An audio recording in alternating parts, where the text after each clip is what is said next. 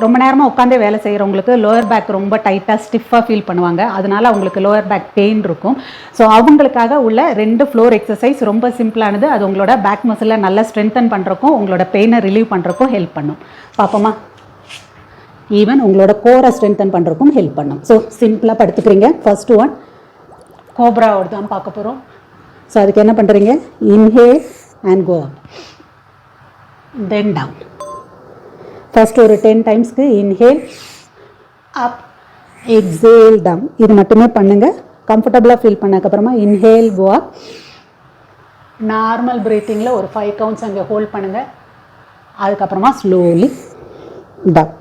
இதை ஒரு 10 டைம்ஸ் பண்ணுங்கள். ரெண்டாவது இருக்குது, நீங்கள் ரிலாக்ஸாக உங்களோட சின்ன கையில் வச்சுக்கலாம். இங்கேருந்து ஜஸ்ட் 1 by 1 லெக் லிஃப்ட் பண்ணுறீங்க. இங்கே ரொம்ப இப்படியெல்லாம் ஹிப் இப்படி ஃபில் பண்ணக்கூடாது. பாடியை ஸ்ட்ரைட்டாக வச்சுக்கோங்க, ஸ்பைனை நியூட்ரலாக வச்சுக்கோங்க. இங்கேருந்து இன்ஹேல் பண்ணிவிட்டு எக்ஸேல் அண்ட் லிஃப்ட். கீழே வந்து இன்ஹேல், எக்ஸேல், இன்ஹேல், அப், டவுன், அப், டவுன்.